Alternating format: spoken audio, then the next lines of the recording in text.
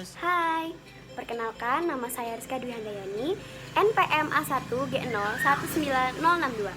Saya adalah salah satu mahasiswi semester 3 kelas A PGSD Universitas Bengkulu 2019. Dalam video kali ini saya akan membahas tentang feodal dan proletar dalam pemikiran Karl Marx. Siapa sih yang tidak kenal dengan Karl Marx? Karl Marx ini kerap disebut sebagai bapak sosiologi modern. Figur ini identik dengan terminologi sensitif seperti komunisme dan revolusi.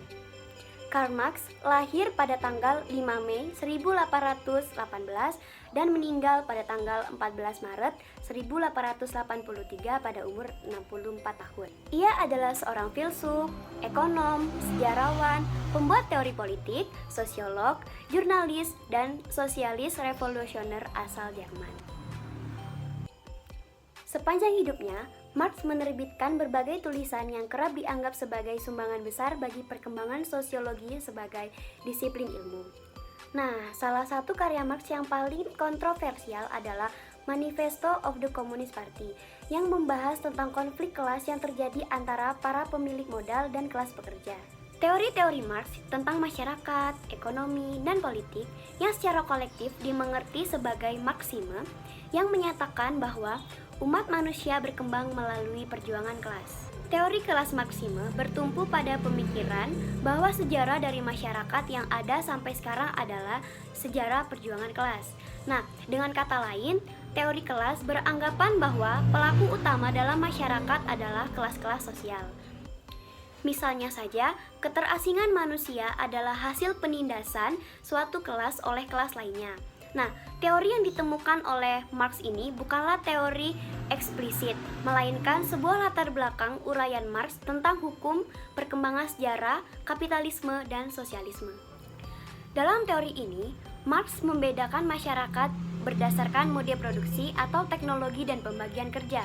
Nah, dari masing-masing mode produksi tersebut, lahir sistem kelas yang berbeda di mana suatu kelas mengontrol sistem produksi atau kelas pemilik modal, dan kelas lain merupakan produsen langsung serta penyedia layanan untuk kelas dominan atau kelas buruh. Nah, faktor ekonomi inilah yang akhirnya mengatur hubungan sosial pada masyarakat kapitalisme.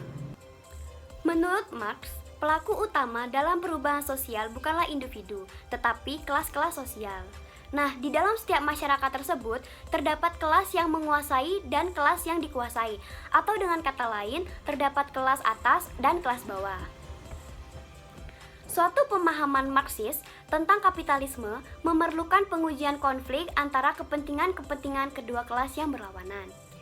Kaum ningrat, para bangsawan feodal, pemilik-pemilik tanah, para ahli pertukangan, para pekerja magang, para penggarap ladang di abad pertengahan, serta kaum borjuis dan kaum proletar di bawah kapitalisme borjuis modern.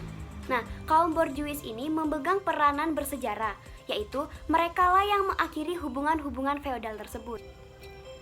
Sebaliknya kaum proletar, kelas pekerja yang hidup selama mereka menemukan pekerjaan dan yang akan menemukannya selama tenaga mereka meningkatkan modal, harus tunduk terhadap kekuasaan borjuis. Di bawah kapitalisme, istilah borjuis telah banyak digunakan sebagai ungkapan perkiraan setara untuk orang kelas atas. Kata ini juga berevolusi yang kemudian berarti pedagang dan pengusaha. Dan sampai abad ke-19, umumnya bersinonim dengan kelas menengah, yaitu orang-orang yang masuk dalam spektrum sosial ekonomi yang luas antara bangsawan dan kaum proletar. Karena kekuatan dan kekayaan kaum bangsawan memudar di paruh kedua pada abad ke-19, dan karena kelas pedagang dan kelas komersial menjadi dominan, kaum borjuis ini muncul sebagai pengganti dari digulingkannya kaum bangsawan dan kelas penguasa yang baru. Ada dua kelas yang menjadi perhatian Marx, yaitu kaum pemilik modal atau kaum feodal yang sering disebut borjuis dan kaum buruh atau proletariat. Yang pertama, pemilik modal atau borjuis. Kaum pemilik modal merupakan pemilik alat-alat produksi, membeli dan mengeksploitasi tenaga kerja, serta menggunakan nilai surplus atau nilai lebih dari pekerja untuk mengakumulasi atau memperluas modal mereka. Nah, borjuis ini merupakan nama khusus untuk para kapitalis dalam ekonomi modern. Mereka membeli alat-alat produksi dan memperkerjakan pekerja upahan. Bourgeois adalah para pemilik modal yang memberi upah ke kaum proletariat. Dalam teorinya, Marx menemukan inti masyarakat kapitalis di dalam komoditas. Suatu masyarakat didominasi oleh objek-objek yang nilai utamanya adalah pertukaran yang memproduksi kategori-kategori masyarakat tertentu.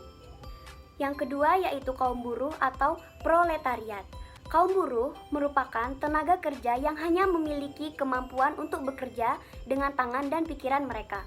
Para pekerja ini harus mencari penghasilan kepada para pemilik modal tadi.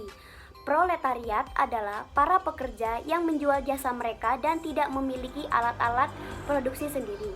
Dalam sistem kapitalis, kaum buruh dan pemilik modal memang sangat membutuhkan. Buruh hanya dapat bekerja jika pemilik modal membuka tempat kerja, sedangkan pemilik modal membutuhkan buruh untuk mengerjakan kegiatan usahanya. Akan tetapi, ketergantungan ini tidak seimbang. Buruh tidak dapat bekerja jika pemilik modal tidak memberikan lapangan pekerjaan. Tetapi, pemilik modal masih bisa hidup tanpa buruh karena ia bisa menjual pabriknya kepada orang lain. Dapat dikatakan bahwa kaum buruh adalah kelas yang lemah, sedangkan kaum pemilik modal adalah kelas yang kuat. Pembagian masyarakat dalam kelas atas dan kelas bawah merupakan ciri khas masyarakat kapitalis. Hubungan antar kelas tersebut pada hakikatnya merupakan hubungan eksploitasi. Pertentangan antara buruh dan pemilik modal bukan dikarenakan para buruh iri dan para majikan egois, melainkan karena kepentingan dua kelas itu secara objektif berlawanan satu sama lain. Baiklah, itu saja penjelasan tentang feodal dan proletar dalam pemikiran Karl Marx. Semoga apa yang telah saya jelaskan dapat bermanfaat bagi kalian semua. Sekian, terima kasih. Wassalamualaikum warahmatullahi wabarakatuh.